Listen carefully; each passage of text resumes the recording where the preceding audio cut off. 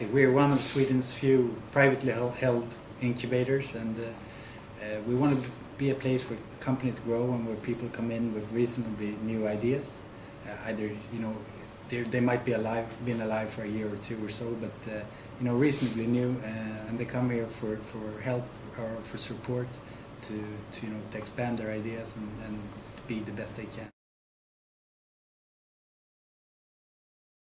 We got one company doing internet booking services. They sell a service to hair cutters, to massage parlors and stuff like that, monthly cost, and a really simple business idea, but the technique behind it is pretty simple. So in other words, if you want to get a haircut next week, you go on the internet and exactly, and pick your hair cutting place, and they'll get you a time slot. Exactly, and they just launched a cooperation with the biggest search company in Sweden called Eniro. So if you go to the yellow pages, you can actually book your hair appointment with your hair cutter right at eniro.se. A different company called IQUBE, who just made their round of financing. They're putting up screens, white screens, but they don't do it the normal, the way that it's been done before, in big supermarkets and stuff like that. They choose small tobacco stores where you're able to pick up, whatever you want and whatever you see on a commercial on that screen, a piece of chocolate or a cigarette. In other words, they put these in these little sort of shops and little shops on the corner. Corner stops, yeah, exactly. Tobacco stores are where where you buy your lottery tickets or stuff like that. So they've sort of gone the other way around. It's going great for them yes now, and the company is only 1 year old. So. IQUBE has a small fund with a couple of million kroners who is earmarked, to be invested in early stage companies. We never invest that money from day one. We want to get to know the entrepreneur behind the project. We want to learn the mechanisms of the business idea before we make any cash investments. But when we've gotten to know the entrepreneur and the mechanism behind the business idea, we do investments, and we're very very good at finding other partners to partner in the investments. We work very closely to one of the Swedish pension funds, AP6, who is also a major owner in IQUBE, and also of course with business angels and small venture capitalist companies. We got some 114 companies in our portfolio, and out of them I think it's 80 companies who tried to find external financing, and out of those 80, some close to 40 actually have found external financing. So we're around 50%. So people, so to speak, can graduate from IQUBE. Yeah. And get their own financing and. Absolutely.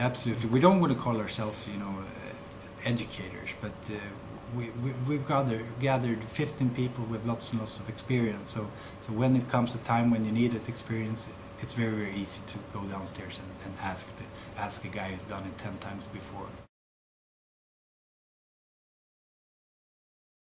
And it's a joint venture with a Latvian company. There's a tender going out from the EU to start an incubator in Latvia and Riga, and we are together planning to do this, then if we win the tender. And we have the knowledge how to run an incubator. They needed our knowledge, so we are doing this together in a joint venture.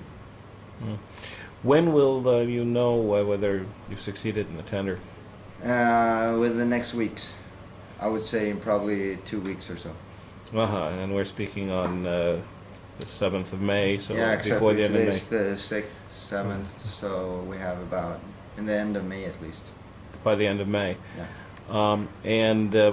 What kind of companies would then be able to use the incubator? What do you see as the talent pool in Latvia for this? This is a little bit regulated from the state there. They wanted to have an incubator that works with IT and media and creative industries. So that's the direction this incubator should have. Mm-hmm. That's the focus. And So it's not going to be so much research. the model would then be as it is here in Sweden, where you would pick from among interesting candidates, and then you would fund them with 10% of the Yeah, roughly 10%. it's exactly the same model. Yeah. And then you would put knowledgeable people on an advisory board and eventually sell off the company or increase your stake if they go public. Yeah, exactly. But that's a little bit different from here, because here we buy into all the companies that we take into IQUBE. But there we're going to work out of a model that's a little bit different. That some of the companies might not be companies that we find interesting. We have taken all our knowledge that we have gotten from running this company since the last 4 or 5 years.